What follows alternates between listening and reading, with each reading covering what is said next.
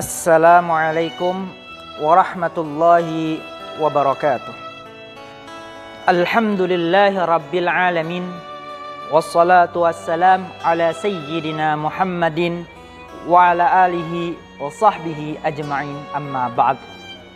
Alhamdulillah, tak terasa sudah satu fase 10 hari pertama di bulan Ramadan telah kita lalui bersama-sama. Sekarang kita sudah masuk pada fase 10 kedua daripada bulan Ramadan, yang dimana pada fase ini ada satu hari yang bersejarah, yaitu adalah hari yang dimana Allah Subhanahu wa Ta'ala menurunkan Al-Quran kepada baginda besar Nabi Muhammad sallallahu alaihi wasallam.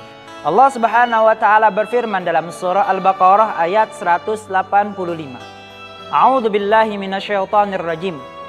Syahru Ramadan alladzi unzila fihil Qur'an. Bulan Ramadan adalah bulan yang di dalamnya diturunkan Al-Quran. Hudal linnas, sebagai petunjuk bagi seluruh manusia. Wa bayyinatin minal huda wal furqan, dan menjadi penjelas-penjelas mengenai petunjuk tersebut dan pembeda antara yang hak dan juga yang batil. Dari ayat di atas, bahwasanya Allah Subhanahu wa Ta'ala telah memuji bulan Ramadan di antara bulan-bulan lainnya. Karena Allah telah memilihnya di antara semua bulan sebagai bulan yang padanya diturunkan Al-Quran yang sangatlah agung. Bahkan menurut beberapa riwayat, di bulan Ramadan Allah Subhanahu wa Ta'ala juga menurunkan kitab-kitab Allah lainnya kepada para nabi sebelum Nabi Muhammad SAW. Mulai dari Suhuf Ibrahim yang diturunkan pada awal permulaan bulan Ramadan. Kemudian kitab Taurat yang diturunkan pada 6 Ramadan. Dan juga kitab Injil yang diturunkan pada 13 Ramadan. Dan Al-Quran diturunkan pada tanggal 17 Ramadan. Adapun lembaran-lembaran atau suhuf, kitab Taurat, Zabur, dan Injil masing-masing diturunkan kepada nabi yang bersangkutan secara sekaligus. Lain halnya dengan Al-Quran. Al-Quran diturunkan oleh Allah Subhanahu wa Ta'ala sekaligus hanya dari Baitul Izzah ke langit dunia. Hal ini terjadi pada bulan Ramadan, yaitu pada malam Lailatul Qadar. Seperti yang disebutkan oleh Allah Subhanahu wa Ta'ala dalam surah Al-Qadar ayat 1. Inna anzalnahu fi Lailatul Qadar. Sesungguhnya kami telah menurunkan Al-Quran pada malam penuh kemuliaan, yaitu malam Lailatul Qadar. Hal itu juga sejalan dengan apa yang disampaikan oleh Ibnu Abbas. Innahu unzila fi Ramadan. Sesungguhnya Al-Quran diturunkan dalam bulan Ramadan.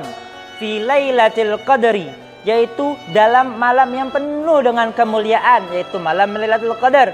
Wa fi Lailatin Mubarak, dan juga pada malam yang penuh dengan keberkahan, jumlatun wahidah, yang diturunkan secara sekaligus.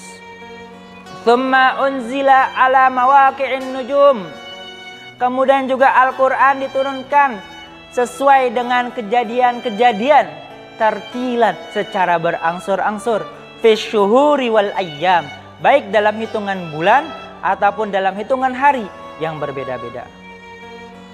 Pada peristiwa nuzulul Quran, sesungguhnya Allah Subhanahu wa Ta'ala memberikan pesan penting. Apa pesannya? Yaitu senantiasa kita seluruh umat muslim untuk semangat membaca Al-Quran. Baik Al-Quran itu dibaca sendirian ataupun bersama-sama, atau yang kita kenal sebagai istilah tadarus. Tadarus yang dicontohkan oleh para ulama seperti disampaikan oleh Syekh Nawawi Al-Bantani dalam kitabnya Nihayatuz Zain adalah mudarasah atau idarah, yakni membaca Al-Quran secara tertil bersama orang lain untuk kemudian saling mengoreksi, saling memperbaiki makhrajnya, tajwidnya, maupun jenis qiraah yang dibacakan. Hal ini meniru tradisi daripada tadarus Nabi Muhammad SAW di hadapan malaikat Jibril alaihissalam pada setiap bulan Ramadan. Seperti diriwayatkan dalam hadis yang diriwayatkan oleh Imam Bukhari dan dikutip dalam Musnad Imam Ahmad, kana Jibrilu yalqahu fi kulli lailatin min Ramadan. adalah Jibril mendatanginya. Mendatangi siapa? Mendatangi Nabi Muhammad setiap malam di bulan Ramadan. Fayudarisuhul Quran. Dan Jibril mengajarkan Nabi Muhammad akan Al-Quran. Hadis tersebut menunjukkan bahwasanya Nabi bertadarus. Maksudnya apa? Nabi membaca dan mempelajari Al-Quran bersama Jibril selama bulan Ramadan. Selama tadarus ini, Jibril memberitahu letak dan urutan setiap ayat. Maka dengan demikian, hadis ini menjadi dalil bagi golongan ulama yang meyakini bahwa urutan ayat dan surah Al-Quran adalah tauqifi, yaitu berdasarkan tuntunan dari Nabi Muhammad atas petunjuk Allah melalui malaikat Jibril. Dan hadis ini juga yang sekaligus menunjukkan keutamaan membaca Al-Quran di bulan Ramadan.